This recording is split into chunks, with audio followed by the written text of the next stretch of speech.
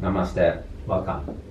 For today, let's try to explore our breath by regulating its flow through accessing our energy locks or by using our bandhas. So this lesson might help you further your investigation of the inner dynamics of your body. I'm talking about the bandhas and the breath, more than the asanas, because the bandhas are most helpful when we try to go into deep meditative state later on for your safety and support as well. But of course, you can apply this when you go through your asana practice. But we won't be dealing too much with the asanas. Rather, we're going to take a closer look on how we breathe by regulating its flow. All right? Particular for this lesson will be the prolonged exhalation, where we try to exhale the breath twice as long as the inhalation. So the principle is similar when you practice mantras or chants, but we will not be dealing with the chants. Rather, we will try and regulate the breath itself. So if you practice mantra, some of the principles that I will be sharing with you are quite similar, so you will be able to relate with them closely as well. Alright, so what happens actually when we control the exhalation, especially when we prolong the exhalation, organically inside, inherently inside, we, the body, in its attempt to keep the functions of the organs running smoothly, the energy locks, particularly the holak and the mula bandha, will inherently and inevitably activate. Because as you empty the breath out, of course, inside you, your organs need to function. And then the role of the bandhas inside, especially if you are going deeper into your meditation later on, is that to keep the energy confined inside the body. I'm talking about the prana or the life force that keep that will support the inner organs functioning inside later on as you meditate. Because as you meditate later on, you don't want your breath to be too big, because when you breathe your normal pattern when you meditate, it will not happen, because your mind is so busy with the breath that somehow the breath needs to separate as well when you meditate later on. And that is the role of the bandhas actually. You are using the bandhas inside the body to somehow direct the flow of the energy to where you need it most, which is your internal organs. Yeah. So a best way for a good way for you to be able to learn how to regulate the breath is actually by letting the exhalation go twice as long as the in-breath. So what we're going to attempt to do now for this drill is to let the breath rise for like 8 beats, the inhalation. Again, it's rising. And the exhalation is 16 beats, twice as long. All right. So let's try that first. Yeah? So sitting up tall, your spine is open here. Normally you should be doing some gentle movements just to open the body, but not too intense. Maybe some twist there, some side bending, and then some hip mobility work. So you can sit comfortably in a cross-leg position, or you can use a bolster or a prop to support your hips. Right? So breathing in, your normal breath first, exhale it. Just allow the lungs to open. Breathe in, open the neck up. Exhale, relax the shoulders. Right. Feel any tight spot, letting go.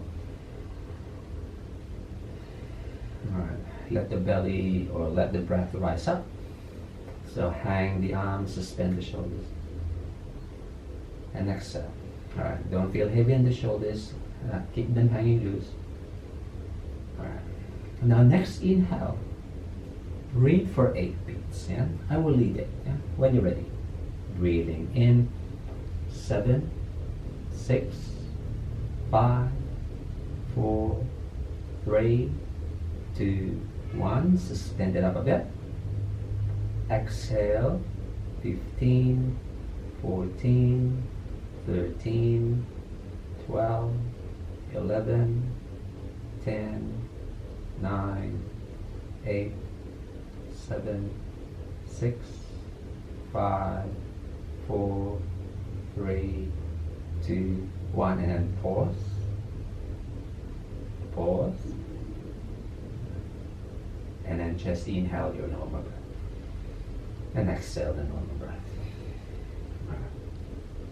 Now, if you repeat that again after this tutorial, the inhalation is easy because we've been talking about the inhalation for quite some time now. It's easy to suspend it up at the top of it,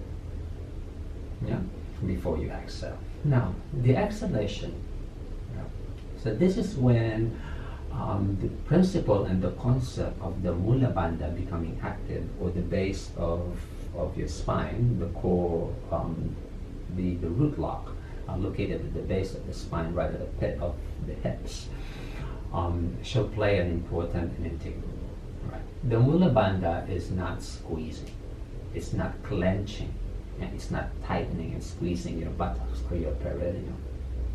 The space between your sensitive areas. It's not about that. The Mula Bandha shall organically and inevitably activate. And it's very strong, or I would say easy to access, right at the very root or the base of the exhalation, where the energy goes empty, empty, empty, empty, empty, empty, empty, when there's nothing left inside you. And then from there, it will just naturally jump up. So when you hold at bottom of the exhalation, after the prolonged process, when you hold it a bit there, especially if your bandhas are strong, you will be able to feel something there jumps up. Like it clips, it grips, or not really grip, but it closes. Like a hole closing inside or at the base of the hips. All right, if I may,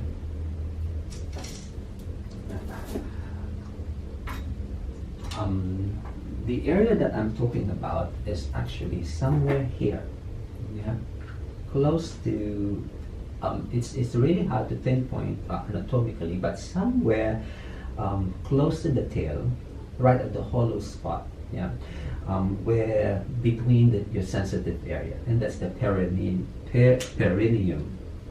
muscle, perineum area. But it's structurally it's there, but it's really hidden inside that you can feel it actually like suspending right at the very hollow space of the pelvis here. Below the belly button, even below the pubic bone, and really inside, really at the center and the core of the hips. At the bottom of that exhalation, the prolonged one, and then you try to hold that bottom of the exhalation, it will naturally hug, it will naturally close, but it doesn't squeeze. You don't squeeze it. It will just happen organically inside. And you might experience as well, like before the bottom of the exhalation finishes, you might hear some hissing sound inside.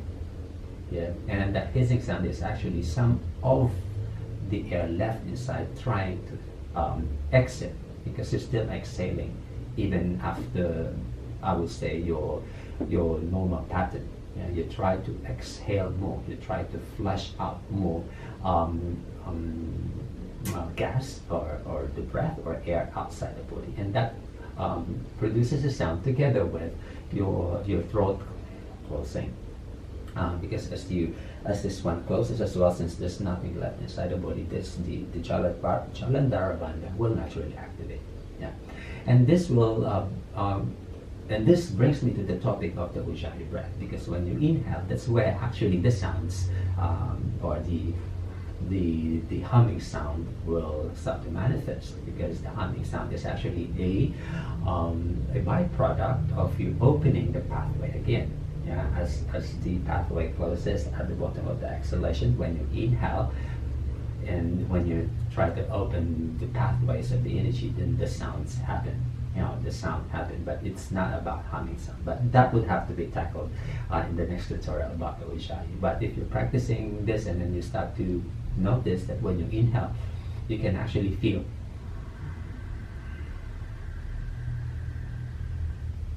a low humming sound happen when you inhale. That's the Ujjayi breath, and it's a manifestation. It's a byproduct of regulating the breath. Actually, it's not about making the sound. Right now, so that's the exhalation. Now, since you're exhaling more or really longer than your normal breath, yeah, your lungs and your organs inside will start to go to a panic, and then when you are ready to inhale, you burst it. No, you don't burst it. Yeah, you don't allow it to inflate too sudden. Rather, just allow your breath to go very light, that you can feel the current or the breath brush through the walls of the nostrils and up to the sinuses and upwards. All right. So definitely you're breathing, the lungs are breathing, but now you're trying to regulate the inhalation as well, so that you will not inflate too much, you will not inflate too sudden.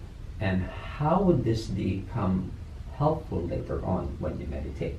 Because when you meditate later on, especially the still ones or the stillness, you don't want that breath to be distracting your mind.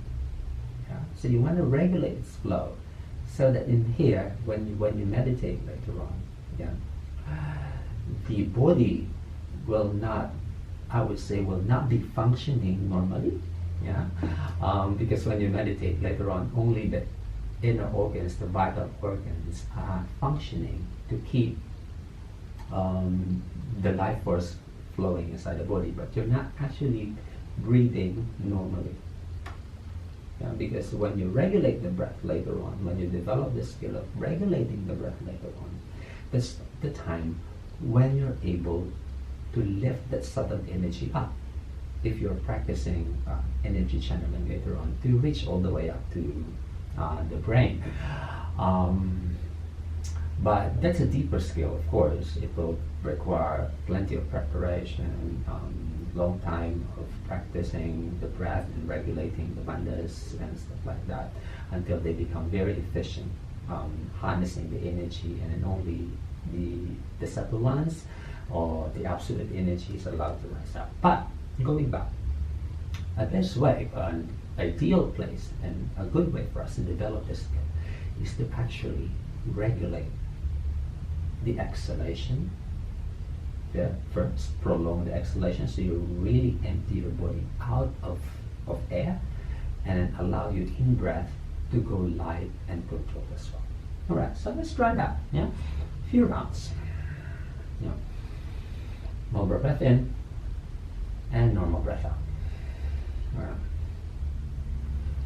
All right. In here, you don't want to pull the shoulders down. Let them hang. Exhale. All right. Now breathe in. 7, 6, 5, 4, 3, 2, 1. Hang and clip. Exhale.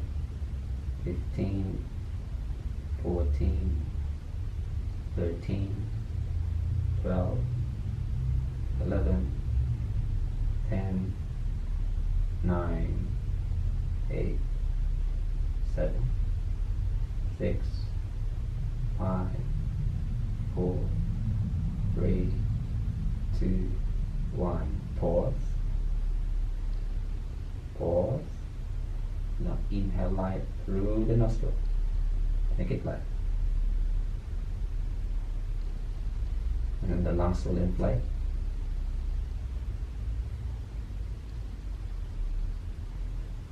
Clip.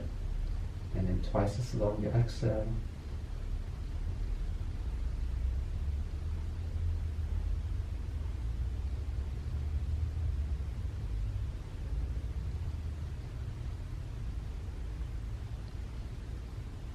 Breathing in.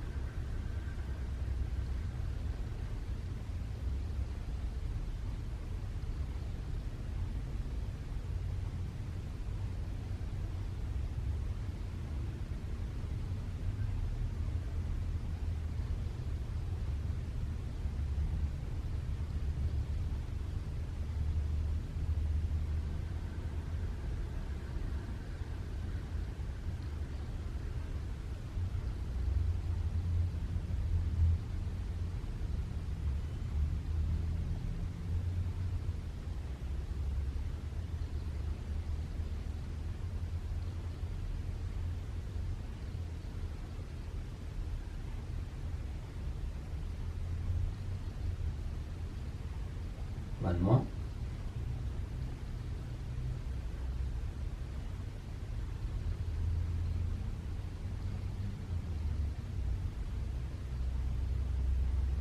And as you exhale, you might hear a hissing sound. That's the remaining breath trying to exit the body, like you're wringing your inner body of excess air, and it causes that inside. And then when you inhale, don't inflate it suddenly. Open a little bit.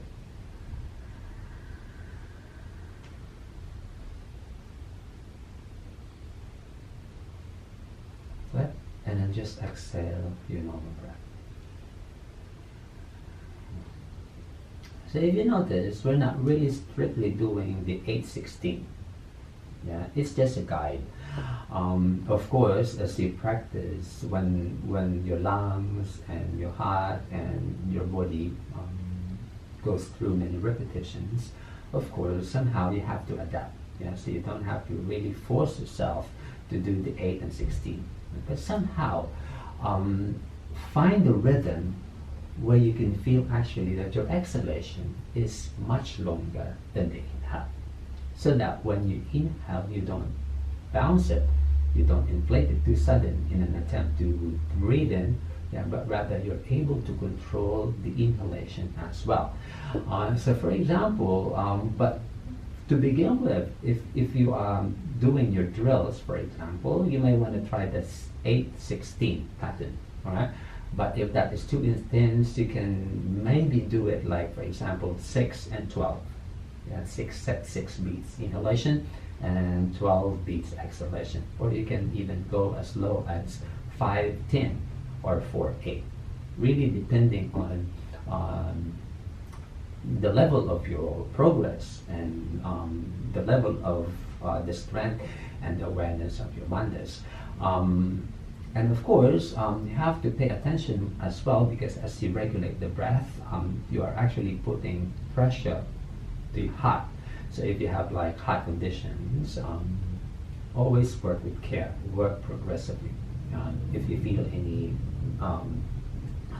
intense pressure in the head, for example, some forms of pressure or some levels of pressure or some lightheadedness might be a common reaction, but not to the point that you feel nauseous and you feel like dizzy. No, it's manageable. Yeah, it's part of the process.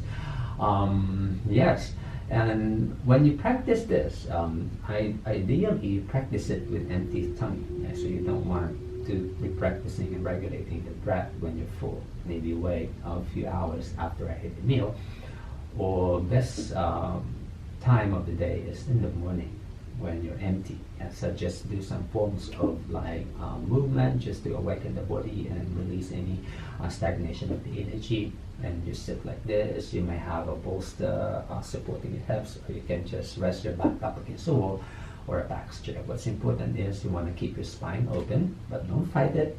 You don't close it rather, so it's more of a neutral lift. And then when you do your breath, you might be experiencing some forms of stagnation around here, especially after a few repetitions. Release the technique, loosen a bit, move it a bit, and then here the almonds are hanging. Yeah, it's hanging. It's like you're doing a mahabandha. Yeah, if you practice a mahabandha. So if you're practicing mantras, actually, the principle is similar. It's just that you are using the breath, yeah, which is more difficult. Yeah. People who practice mantras, especially the prolonged mantras, yeah, so the principle is the same, but when you translate it to the breath, it becomes much more challenging, since you're controlling actually from the inside rather than by allowing the air to come out of your mouth through the lungs. Alright, so keep the practice coming progressive. Maybe start 3 minutes, and then after 2 weeks go a little bit longer, double it, so on and so forth, until you're able to, maybe I would say every day, if you have the time, to do at least 10 or 11 minutes every day of regulating the breath. Yeah. And then later on, as this skill becomes too ingrained, you can actually apply this when you practice your asanas later on, especially asanas where you have to keep your body close inside, forward bends, arm balancing, positions where the lower back is really supported. You can actually use this pattern or using the locks inside the body to keep that the hips and the lower back and the organs inside functioning without you feeling heavy when you perform your deeper asanas. And of course, as you meditate later on. Alright, so that's a lesson. Alright, let me know if you have any questions about this topic. I'll be happy to help, and I'll see you next time. Namaste.